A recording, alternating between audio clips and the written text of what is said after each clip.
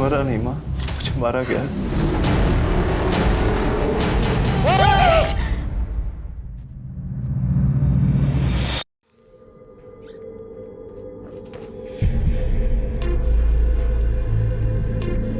करिश्मा! करिश्मा! करिश्मा! करिश्मा! योगेश, क्या हुआ? क्यों चिल्ला रहे हो? कहाँ है मेरी दवाइयाँ? वो डस्टबिन में डाल दी थी मैंने। मेरी दवाइयाँ उठा के तुमने डस्टबिन में डाल दी? वो तुमने कहा था ना तुम अच्छा महसूस कर रहे हो, तो इसलिए एक मैंने लंबी सांस ले, एक लंबी सांस ले। देख बेटा, हम दोनों का तेरे अलावा कौन है? हम तेरा भला चाहते हैं और तेरे अच्छे सेहत की कामना के लिए ही मैं वैष्णो देवी गई थी ना। और आज भी हम दोनों इसीलिए ही जगराता में जा रहे हैं। करिश्मा, तुझे ब्यूटी पार्लर जाना था ना, जा हुआ पार्लर। मैं तुझे जगराता में ही मिलूंगी। जी माँ। जा।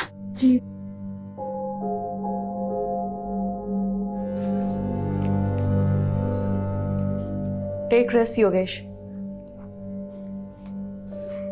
झूठी। बिल्कुल, वो झूठी ही है। देख लूंगी मैं उसे, लेकिन तू शांत रहा कर। ये ले, तू आराम से बैठ के चाय और नाश्ता कर ले। मैं जगराता जा रही हूँ, तेरे लिए बिरयानी बना के रखी है, गरम करके खा लेना।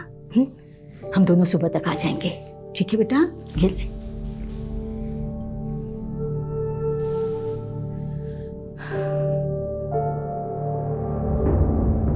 सब झूठे,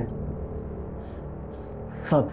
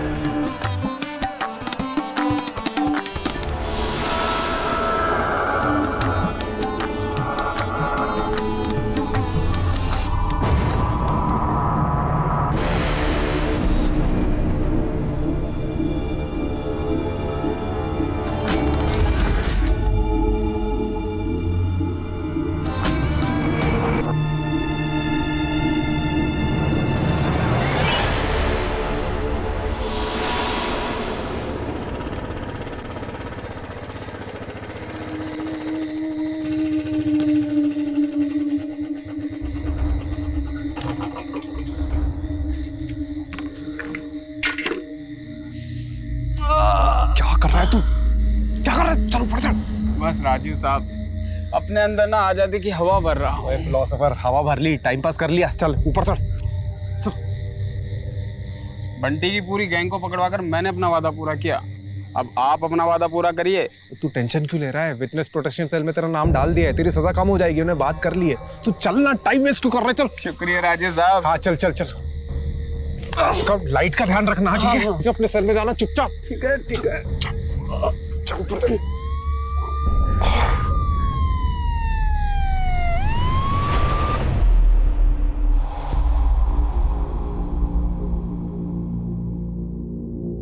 एक क्रिमिनल को पकड़ने के लिए दूसरे क्रिमिनल को जेल से भगा दिया। आई एग्री सर, राजीव ने जो किया वो गलत था, लेकिन आप उसका रिजल्ट भी तो देखिए सर। बंटी जो 2 साल से फरार था, हमारे हाथ नहीं आ रहा था, ओनली बिकॉज ऑफ राजीव वो आज हमारी कस्टडी में है। आप राजीव को बुलाइए। मैं कौन sir? Sir relax. Thank you sir. Rajiv तुम्हें सस्पेंड नहीं कर रहे हैं, लेकिन अगले 1 महीने के लिए तुम कंट्रोल रूम में पोस्टेड रहोगे। But sir. डिसीजन लिया जा चुका है, please don't argue. But sir मैं तुम आज ही कंट्रोल रूम ज्वाइन करोगे। सर मैं मानता हूँ कि मैंने कानून तोड़ा है, लेकिन आप ही बताइए, अगर एक एम्बुलेंस इमरजेंसी में सिग्नल तोड़ती है तो क्या आप एम्बुलेंस के ड्राइवर पर कानून तोड़ने का चार्ज लगाएंगे? हाँ, मेरा तरीका गलत हो सकता है, लेकिन मेरा इरादा बिल्कुल भी नहीं सर। जय हिंद सर।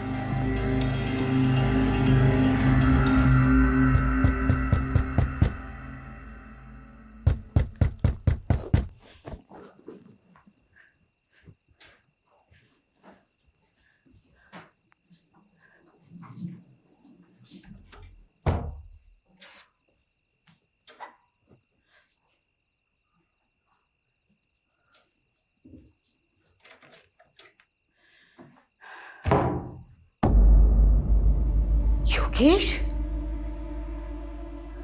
बेटा तू?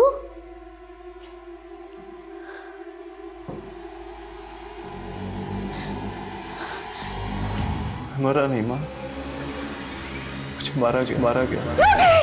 योगेश, योगेश, माँ, फिर से बुरा सपना देखा?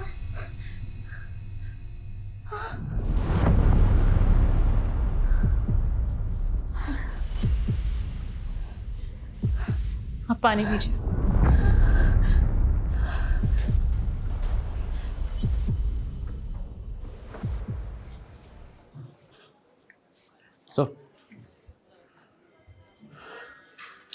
सॉरी सर, शिवा को पकड़ने का प्लान हम दोनों का था और सज़ा भी हम दोनों को ही मिलनी चाहिए थी।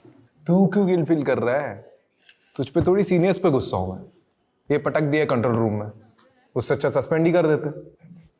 सर, आपकी माताजी आई है। मेरा मतलब है आपकी मम्मी की सिफारिश लेकर कोई माताजी आई है। कौन है? मेरा नाम गीता गुप्ता है और ये है मेरी बहू करिश्मा। आपकी माँ जब भी यहाँ होती है तो वो और मैं एक ही माता की चौकी मंडली में जाते हैं। ओह, आई एम सॉरी बट 4 महीने पहले आपके ही बेटे योगेश की हार्ट अटैक से मौत हुई थी, राइट? मेरे बेटे की मौत हार्ट अटैक से नहीं हुई, उसे मारा गया था। एक सेकंड। आपकी बेटे के मौत के 4 महीने बाद आप ये कह रही है कि उसका मर्डर हुआ था।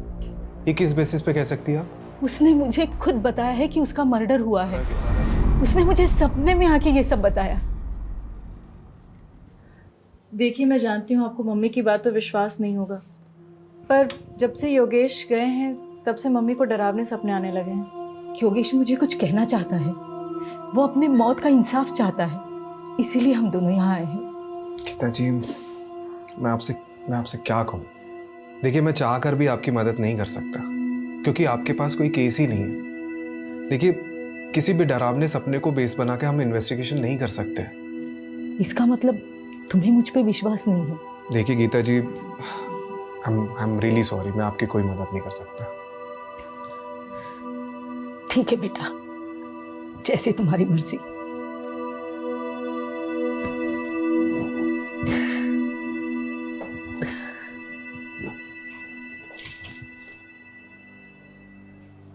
आंटी जी की कहानी काफी फिल्मी थी।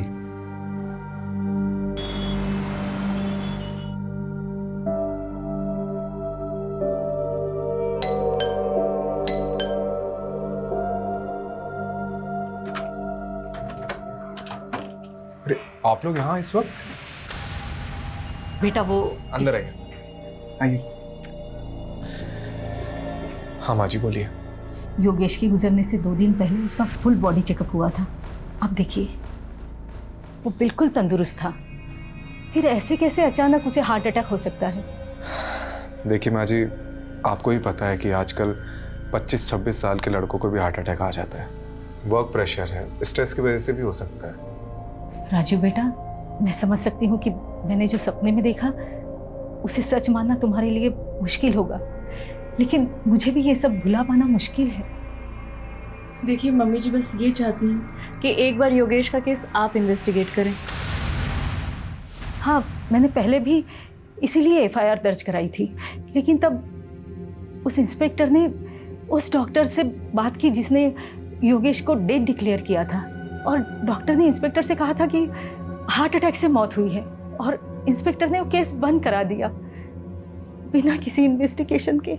बस मैं इतना चाहती हूँ कि आप एक बार योगेश के केस को इन्वेस्टिगेट करें, फिर आप जिस भी नतीजे पर पहुँचोगे कि मेरा बेटा हार्ट अटैक से मरा या कुछ भी, मैं बिना किसी सवाल के ही मान लूँगी। कम से कम मुझे ये अफसोस तो नहीं रहेगा कि मैंने सच्चाई जानने की कोशिश ही नहीं की। ओके, कल आप दोनों हेडक्वार्टर आ जाइएगा, मैं केस को रीओपन कराने का रास्ता ढूंढता हूँ। सर, आप भावुक होकर भूल कर रहे हैं। इस केस को हाथ में लेने का मतलब है हवा को हाथ में पकड़ना। कुछ हाथ नहीं लगेगा सर। सर, ये लीजिए, चाय पीजिए।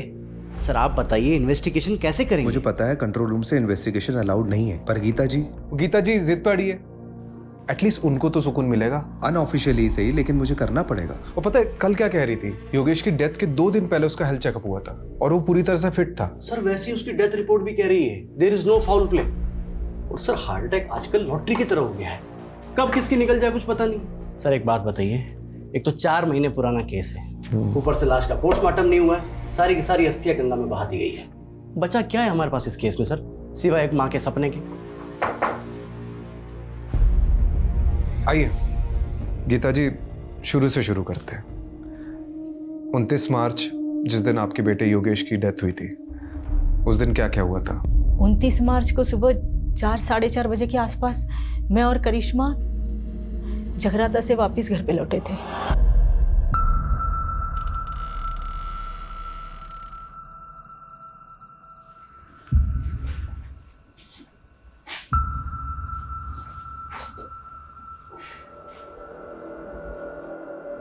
योगेश, योगेश, योगेश, योगेश, क्या हुआ बेटा? क्या हो गया? योगेश! बेजान पड़ा था मेरा बेटा। हमने फौरन डॉक्टर को बुलाया। डॉक्टर ने योगेश को डेड डिक्लेयर कर दिया। और अगले दिन जब योगेश की मेडिकल रिपोर्ट देखी तो सवाल ये उठा कि अचानक ऐसे कैसे योगेश की मौत हार्ट अटैक से हो सकती है। इसीलिए मैंने FIR दर्ज कराई थी। आपने जो पुरानी FIR दर्ज करी है उसकी डिटेल्स दीजिए, मैं वो फाइल मंगवाता हूँ।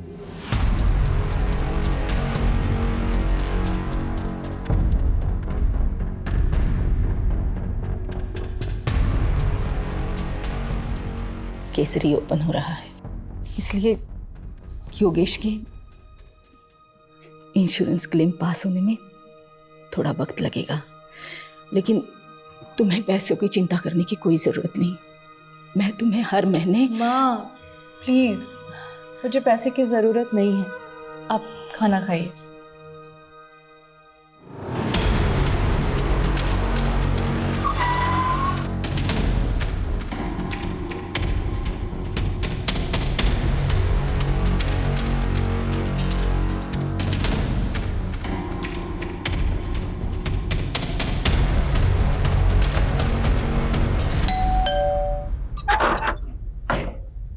हेलो,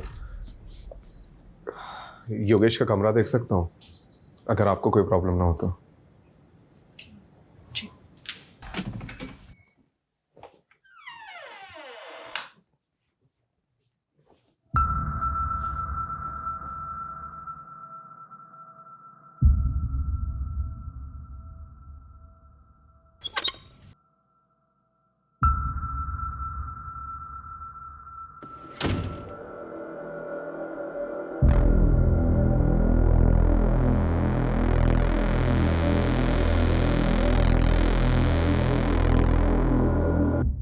ये दोनों मेरे पोते हैं, युवराज और योहान, दून स्कूल में पढ़ते हैं।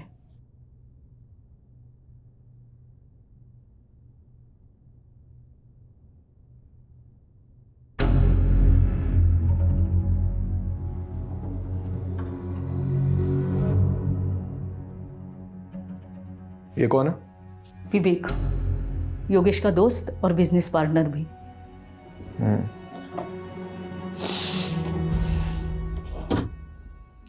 ये लैपटॉप किसका है? योगेश का। करिश्मा जी, आपके पास योगेश की कोई फोटो होगी उस दिन की जिस दिन उसकी डेथ हुई? मेरे बेटे युहान ने अपने भाई के लिए लिया था। युवराज का बोर्ड एग्ज़ाम था, इसलिए वो अपने पापा को आखिरी बार देखने नहीं आ पाया था। योहान से कांटेक्ट करके वो फ़ोटो मुझे भेज दीजिए। और भी कोई वीडियोस या फ़ोटोज़ लिए गए होंगे विधि के समय तो वो भी भेज दीजिएगा। मैं ये लैपटॉप और हार्ड डिस्क लेके जाता हूँ, कुछ इन्फॉर्मेशन मिल सकती है।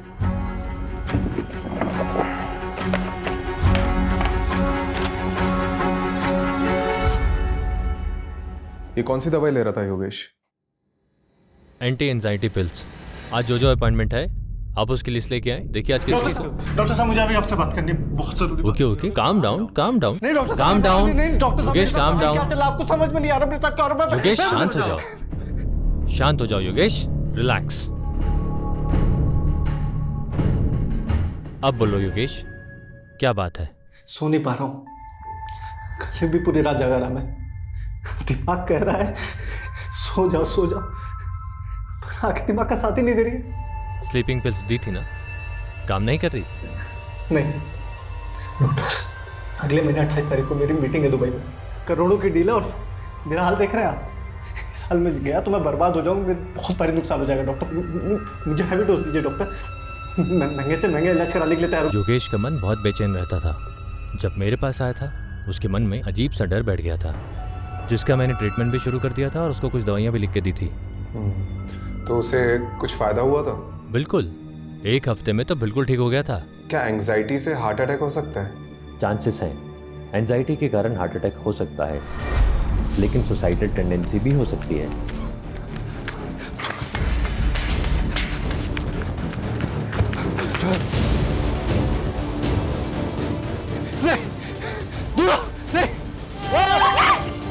योगेश! योगेश! माँ, फिर से बुरा सपना देखा?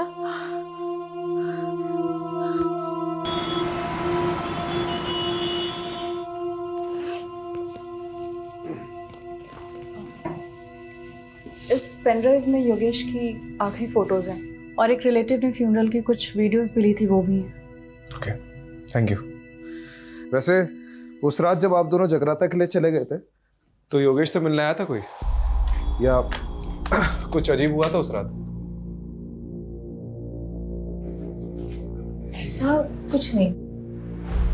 एक बात याद आ रही है, योगेश की सेक्रेटरी आयशा और विवेक ये दोनों फ्यूनरल पर नहीं आए थे, जबकि विवेक योगेश के बहुत क्लोज थे। रस्तोगी, आयशा और विवेक का नंबर ले लो। तो जब से कैमरा आया है मतलब लोग कुछ भी शूट करते हैं, तो बताओ फ्यूनरल की भी रिकॉर्डिंग करते हैं, अजीब है। सर इस केस से कुछ मिलेगा भी या नहीं? चांसेस तो बहुत कम है, लेकिन अभी भी 3 लोगों से पूछताछ बाकी है। एक विवेक, योगेश का बिजनेस पार्टनर, और दूसरी आयशा, उसकी सेक्रेटरी। तीसरा कौन है सर? योगेश के घर का वॉचमैन बबलू, क्योंकि गीता जी और करिश्मा के जाने के बाद क्या हुआ उसी को पता होगा। देखते हैं वॉचमैन ने कितनी वॉच रखी घर पे। ये कितनी गाड़ियाँ?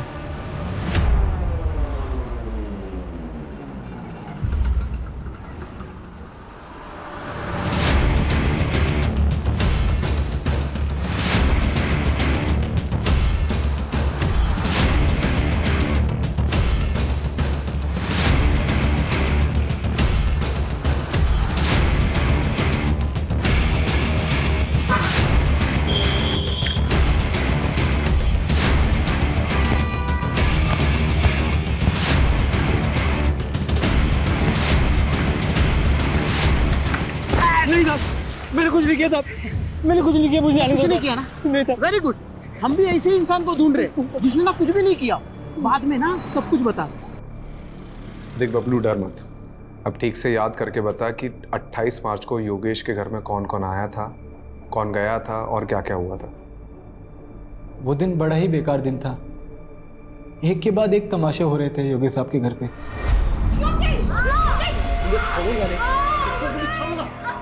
फिर गीता जी आई, उन्होंने योगेश साहब को समझाया।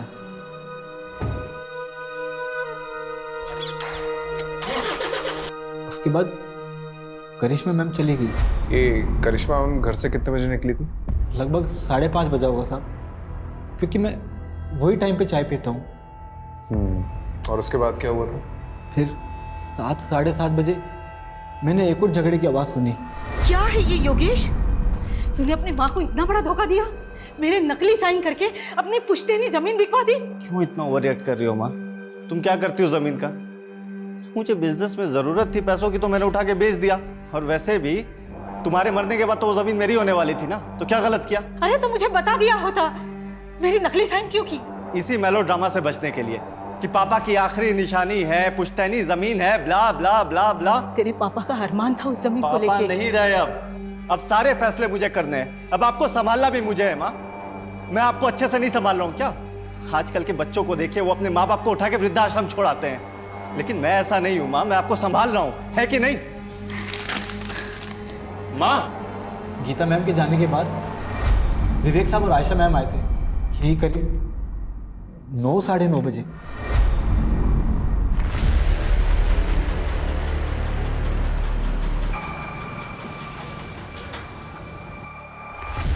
विवेक सर और आयशा मैडम जी जब आए तब घर के अंदर जाने से पहले दोनों काफी देर तक कार में कुछ बातें कर रहे थे।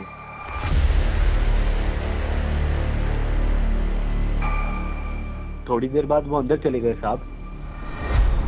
तो इसकी रजिस्टर में एंट्री क्यों नहीं करवाई? साहब ये दोनों अक्सर वहाँ मिलने आया करते थे। बबलू अब तो फिर से मत कहना कि तूने फिर से कोई झगड़े की आवाज़ सुनी थी।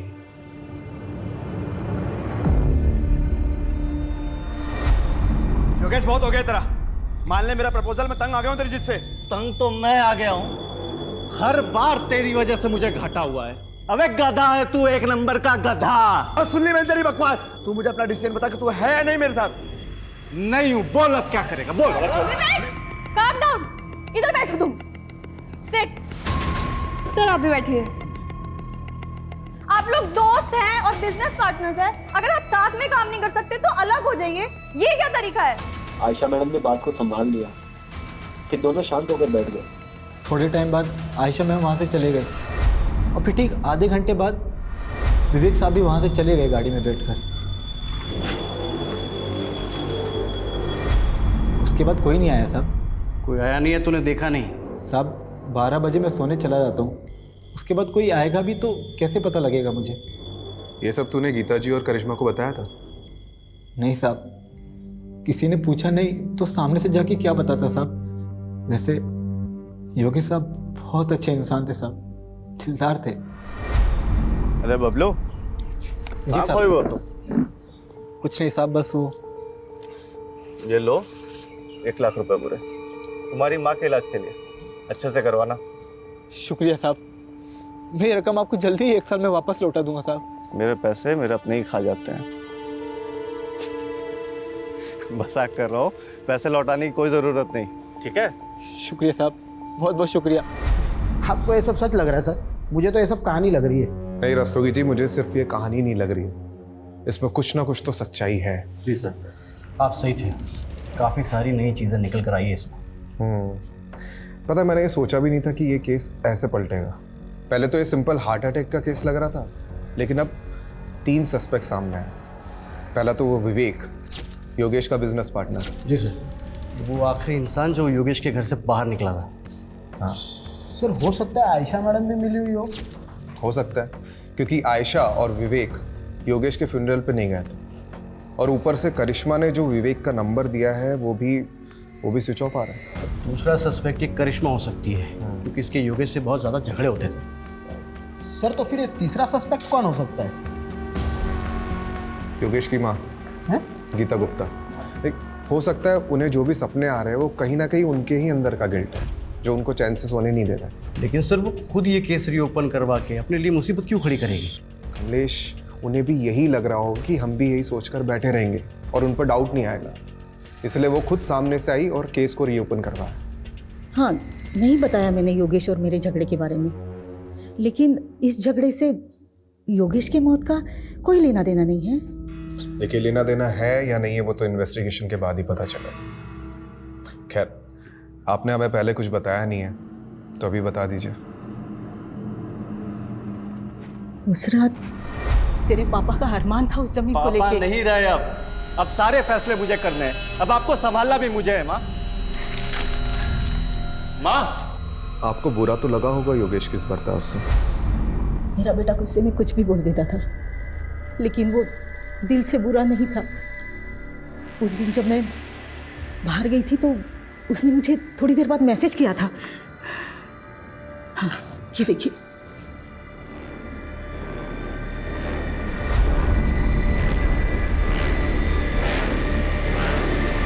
जी सर, हमारा झगड़ा हुआ था। एक्चुअली योगेश थोड़ा इम्पल्सिव था, बात बात पर गुस्सा हो जाता था। तो आप इस रिश्ते में सिर्फ अपने बच्चों की वजह से थी? सर, माना कि उनमें कमियां थी, वो कुछ भी बोल देते थे, पर वो दिल के बुरे नहीं थे सर। तो उस रात आपको भी सॉरी मैसेज आया होगा? जी कुछ नहीं, आगे क्या हुआ? सर, उसके बाद मैं पार्लर गई और 8 बजे के आसपास मैं मम्मी जी से जगराते में मिली। हाँ, जगराता में करिश्मा पूरा वक्त मेरे साथ में ही थी। मुझे समझ नहीं आ रहा मुझे यहाँ क्यों बिठा के रखा है। आयशा जी, राजीव सर के पास टाइम कम है और डंडे ज़्यादा। ये देख रही हैं आप श्वेता जी को? इनको डंडा देकर आपके पीछे लगा देंगे। देखिए, आपके बॉस योगेश का पार्टनर विवेक फरार है। अब उसको तो हम पकड़ लेंगे, आप बस सिर्फ इतना बता दीजिए कि 28 मार्च को जब आप योगेश के घर पर गई थी तो योगेश और विवेक के बीच में झगड़ा हो रहा था, वो किस बात को लेकर हो रहा था? कमलेश, जी सर। कुछ बोला इसने? हाँ सर, बोलने वाली है ना। सर, विवेक और योगेश सर ने मिलकर एक प्रॉपर्टी खरीदी थी जीवन नगर में। विवेक चाहता था कि वहाँ की झोपड़ियों को तुड़वाकर जल्दी से जल्दी काम शुरू किया जाए और वहाँ पर कब्जा कर लिया जाए, लेकिन योगेश सर चाहते थे कि ये सब लीगली हो। बस इसी बात पर इन दोनों में झगड़ा हो गया था। विवेक, calm down, इधर बैठो तुम। Sit. सर आप भी बैठिए। आप लोग दोस्त हैं और बिजनेस पार्टनर्स हैं। अगर आप साथ में काम नहीं कर सकते तो अलग हो जाइए। ये क्या तरीका है? आयशा जी, आपको क्या लगता है ये विवेक ने वाकई में योगेश का मर्डर किया होगा? सर मुझे नहीं पता। उस दिन मेरी माँ बीमार थी और वो हॉस्पिटल में एडमिट थी और मुझे उस दिन जल्दी निकलना पड़ा था। लेकिन हाँ, जिस दिन हम योगेश सर के घर जा रहे थे तब विवेक बहुत गुस्से में था। इसके सर पे ना सच्चाई का भूत सवार है। एक जमीन के लिए इतना वेट नहीं कर सकता मैं। देखो विवेक, तुम्हें योगेश सर से थोड़े ठंडे दिमाग से बात करनी चाहिए। क्या ठंडे दिमाग से बात करूं मैं? अच्छा एक बात बताइए, कहीं आपने तो छुपा के नहीं रखा है विवेक को? नहीं सर, ये आप क्या कह रहे हैं? देखिए आयशा जी, अगर आप हमारी मदद नहीं करेंगी तो हम भी आपकी मदद नहीं कर पाएंगे। जो भी जानती हो सीधा सीधा बता दो, वरना ये। अच्छा ये श्वेता के बारे में पता है? अच्छे से बता दिया सर। मिलना चाहोगी?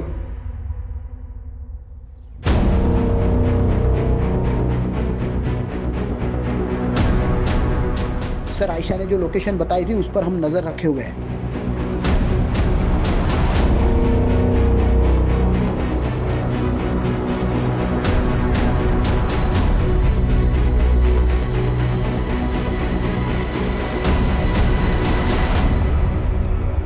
विवेक, विवेक मार खा के बोलेगा कि बोलने के बाद मार खाएगा? चॉइस तेरी। देख, हमें सब पता है कि योगेश की मौत में तेरा ही हाथ है। बहुत नफरत करता था ना उससे।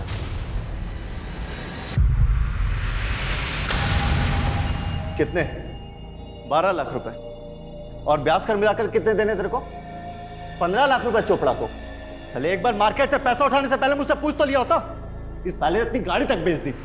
अब तुम शांत। चुप, कोई नहीं बीच में बोलेगा।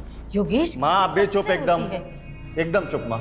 इससे गलती हुई है और इसे इसकी गलती की सजा मिलनी चाहिए। क्यों साले, है ना? ये है तेरी गलती की सजा। नई गाड़ी तेरे लिए।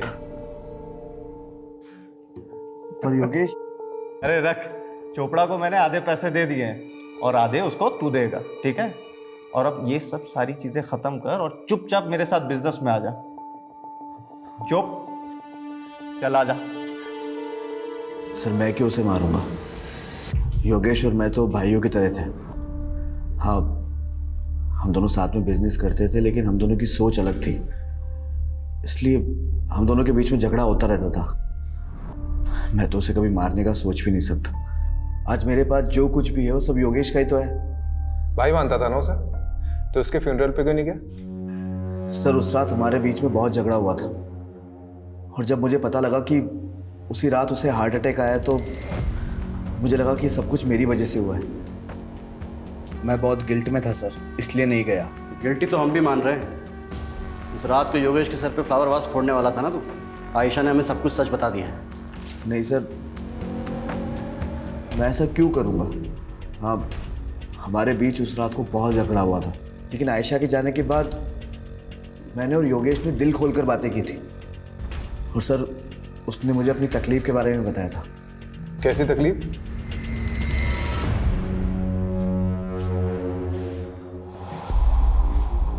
सब गलत हो रहा है यार, खुद पर काबू ही नहीं रहता। रोज झगड़ा होता है करिश्मा से। आज भी मैंने उसको बहुत भला बुरा बोला, बहुत झगड़े हुए, लड़ाई हुई, माँ को भी नहीं छोड़ाया। अपनी इन्हीं हरकतों की वजह से मैंने बच्चों को यहाँ से दूर किया। लेकिन यार तू तो बता रहा था कि डॉक्टर अग्रवाल की दवाइयाँ तेरे पर काफ़ी असर कर रही है। जिस दिन लेता हूँ तब तक असर करती है और जिस दिन नहीं लिया तो। तू टेंशन मत ले, मैं ना एक साइकेट्रिस्ट को जानता हूँ। मैं बात करता हूँ ना तेरे लिए, तू रिलैक्स कर। मुझे पता है तुझे बेस्ट रिलैक्स कराने का तरीका। एक मिनट रुक।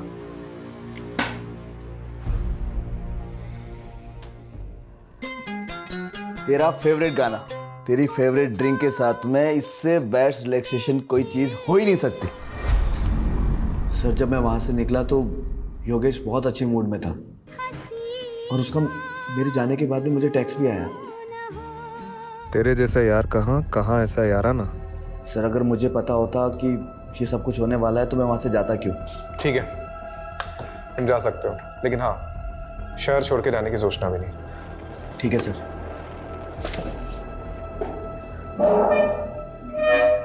सर वो मुझे आपको कुछ बताना है। सर योगेश की मम्मी गीता आंटी, एक्चुअली एक ज़माने के अंदर मेरे पापा और योगेश के पापा बहुत अच्छे दोस्त थे, लेकिन जब उनकी शादी गीता आंटी से हुई तो उनका बिहेवियर बिल्कुल चेंज हो गया। और फिर जब कॉलेज में मेरी और योगेश की मुलाकात हुई तो हम दोनों भी बहुत अच्छे दोस्त बन गए और सब कुछ नॉर्मल हो गया। लेकिन सर गीता आंटी ना काफ़ी कंट्रोलिंग फ्रीडी लेडी है। पति हो या फिर बेटा, वो दोनों को कंट्रोल करके रखती थी। उनको उसी में खुशी मिलती थी। तो शायद सर कुछ। ठीक है तुम जाओ।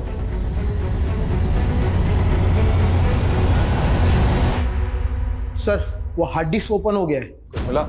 सर अभी तो देखना शुरू किया है, बहुत सारे वीडियो है। हेलो, हाँ ठीक। सर कोई बाबा का एड्रेस मिला है जिससे योगेश कोई शक्तिवर्धक दवाई लेता था। शक्तिवर्धक दवा? और ये बाबा कौन है? ये बालक योगेश हमारी औषधियां ग्रहण करता था साहब। कैसी औषधि?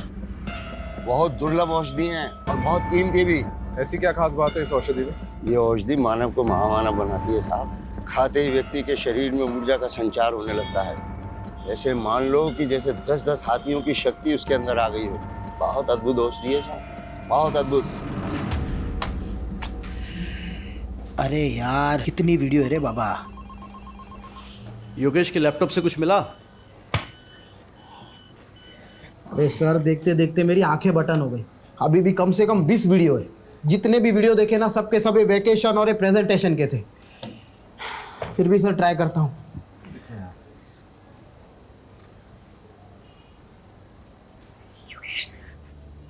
दूर रहो मुझसे, योगेश दूर रहो मुझसे। योगेश कुछ प्लीज, योगेश दूर रहो मुझसे। सर एक मिनट ये सुनिए।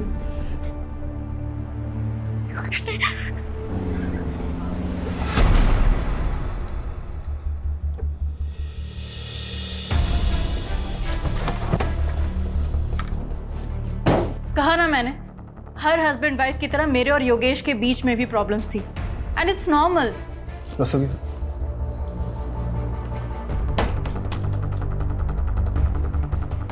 दूर रहो मुझसे, योगेश दूर रहो मुझसे।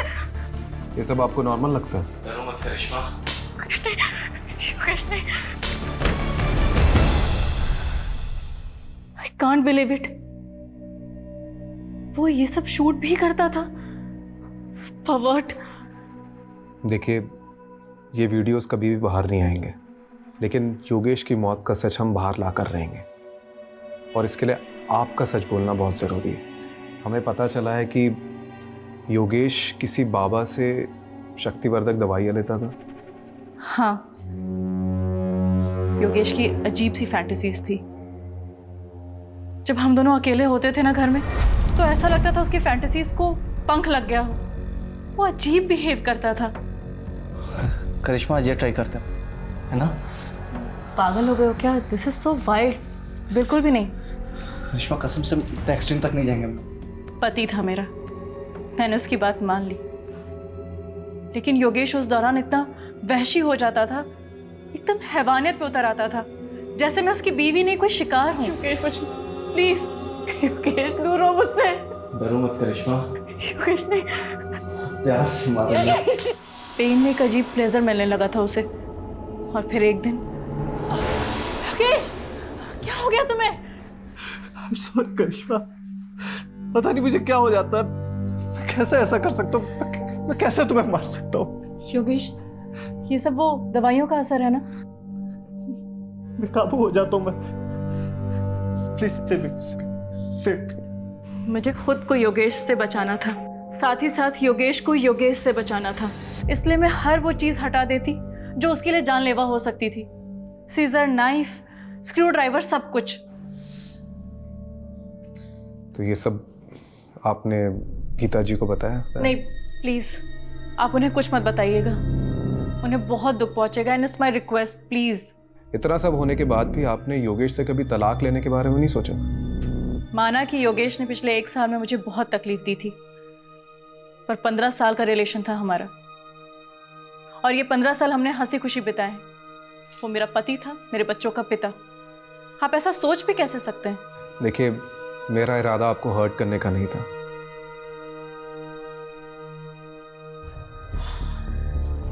मुझे ये योगेश का कैरेक्टर समझ में नहीं आ रहा। राम और रावण दोनों बसे थे सर उसमें। कमलेश, राम और रावण तो हम सब में बसे होते हैं। अब मैटर ये करता है कि हमारा दिमाग किसकी सुनता है, राम की या रावण की। सर बात वहीं आकर रुक जाती है। योगेश का अगर मर्डर हुआ है तो मोटिव किसके पास था? विवेक, जिसकी उसने बहुत बेइज्जती की थी।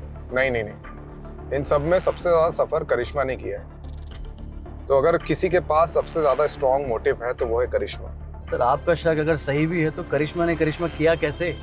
योगेश की माँ ने हमें गवाही दी है, करिश्मा जगराते में रात भर उनके साथ थी। लेकिन ऐसा कौन कह रहा है कि हमें गीता जी पर भरोसा कर लेना चाहिए?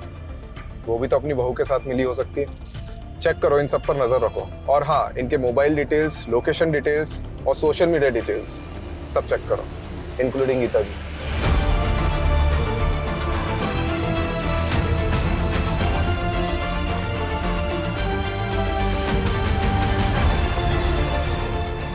एटर्नल लव 50-50 क्या नाम है? अरे सर सारे सस्पेक्ट की सभी सोशल मीडिया अकाउंट पे स्कैनिंग की, उसमें से एक ऑनलाइन स्टॉकर हाथ लगा है। एटर्नल लव 50-50 पिछले कई साल से एक करिश्मा को सोशल मीडिया पे स्टॉक कर रहा है। 2 साल पहले भी इसने करिश्मा को कुछ मैसेजेस किए थे। सर जब ये करिश्मा कॉलेज में थी ना तो मिस दिल्ली रह चुकी थी। तू क्या इतने सालों बाद ये फिर से आ गया? कुछ भी? अरे सर ऐसा ही है, ये स्टॉकर ने कितनी बार करिश्मा को प्रपोज भी किया था, पर कुछ टाइम बाद करिश्मा के डांटने पर इसने मैसेजेस करना बंद कर दिया। इसका प्रोफाइल तो देखो, है कौन ये? लगता है ये HNF जिम का मेंबर है। रस्तोगी, ये जिम के मेंबर्स की लिस्ट निकालो। कितने लोग हैं? 5000 के आसपास लोग हैं। मेरे गांव से भी ज्यादा लोग तो तुम्हारी जिम में हैं।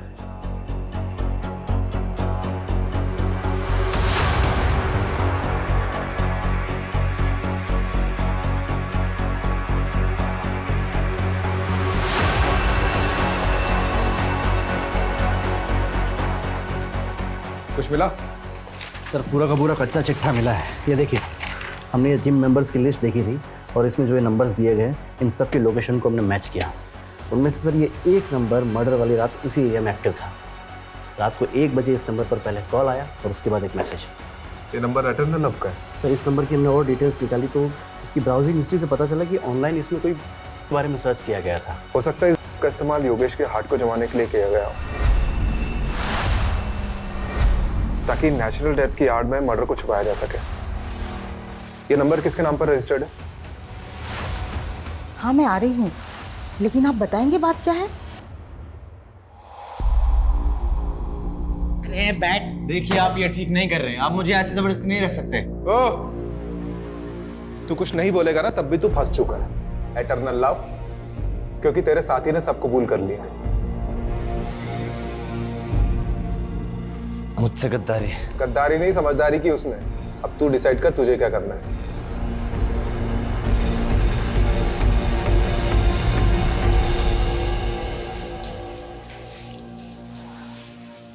जी मैं जा सकती हूँ।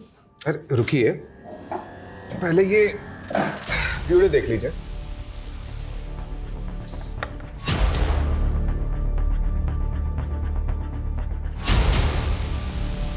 करिश्मा जी, आपके एटर्नल लव ने अपना जुर्म कन्फेस कर लिया है, और वो केमिस्ट जिससे आपने खरीदा था उसका भी पता हमने लगा लिया है। मेडिकल से खरीदा था ना, तो ढूंढते ढूंढते पैर दर्द करने लग गए मेरे। करिश्मा जी, अब तो कन्फेस कर लीजिए, थोड़ी सजा कम हो जाएगी। सब कुछ ठीक होता, लेकिन माँ को सपने आने लगे। सपने में योगेश देखने लगा। उन्होंने पुलिस स्टेशन आने का मन बना लिया।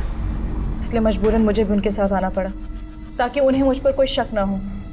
करिश्मा, अगर तुमने सब कन्फेस नहीं किया होता ना तो हम लोग बच जाते। कोई सबूत नहीं थे इन लोगों के पास।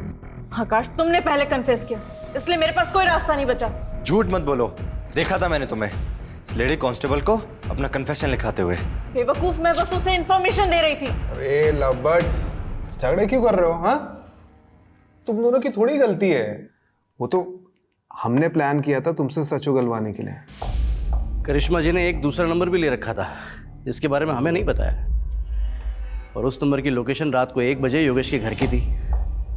उस नंबर से हमें और भी इंफॉर्मेशन मिली है, लेकिन ये भी जरूरी था कि तुम दोनों अपने मुंह से उगलो।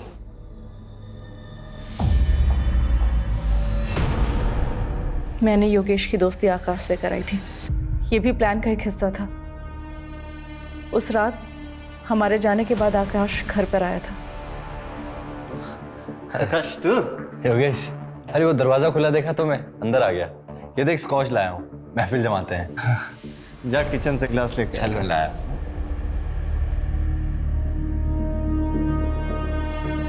प्लान ड्रिंक में ब्लड थिकर मिलाकर पिलाने का था ताकि किसी को शक ना हो।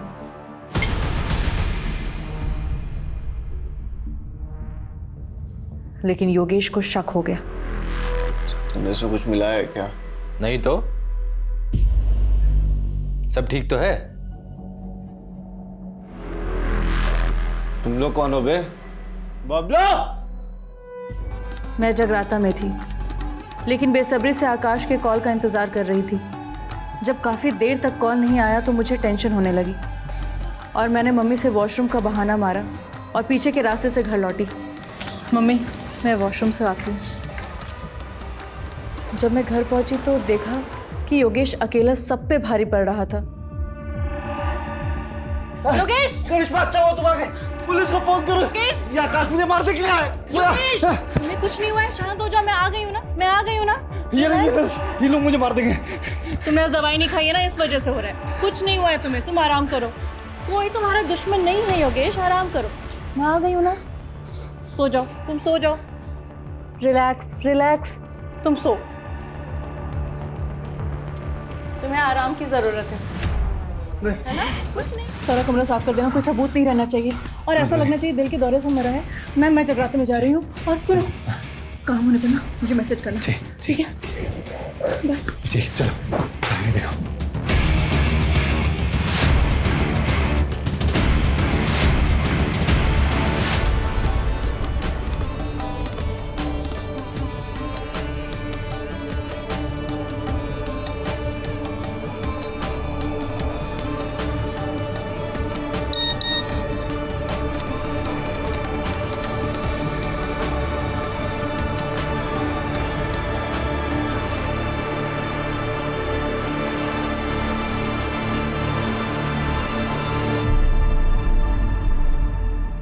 आकाश के साथ दोनों लोग कौन थे? शैलेंद्र और रामानाथ मामूली से चोर थे। आकाश ने उन्हें पैसे दिए थे इस काम के लिए। लेकिन एक बात समझ में नहीं आ रही है, तुम लोग अंदर कैसे घुसे? वो वॉचमैन बबलू, उसको पैसे दिए थे और बोला था चुपचाप जाके अंदर सो जा।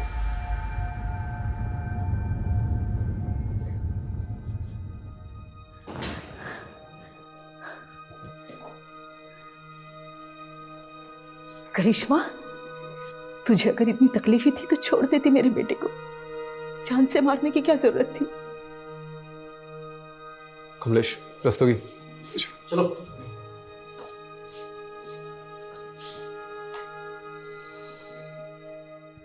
सर, योगेश के मर्डर में जो पिलो यूज हुआ था वो हमें योगेश के घर के बैकयार्ड की कचरे के ढेर से मिला है। और सर लकीली जो उस पर सलाइवा में मिली थी उसकी डीएनए टेस्ट रिपोर्ट आ गई है। योगेश के डीएनए से मैच होती है सर। और आकाश के बाल के ट्रेसेस भी पिलो पर मिले हैं। ये स्ट्रॉन्ग एविडेंस बनेगा इस केस में। Right sir. और बबलू का क्या हुआ? सर बबलू को तो धर लिया है। ये न्यूज़ देखिए क्या हेडलाइंस छपी है। 4 महीने बाद खुला मौत का राज, पत्नी ही निकली कातिल। क्या केस था ये? कोई मानेगा भी नहीं कि एक सपने ने सच्चाई सामने ला दी। अगर माँ ने गीता जी को हमारे पास नहीं भेजा होता तो ना ही ये केस खुलता और ना ही हमें कातिल का पता चलता। इस केस से एक बात तो पता चल गई है कि माँ की बात मान लेनी चाहिए।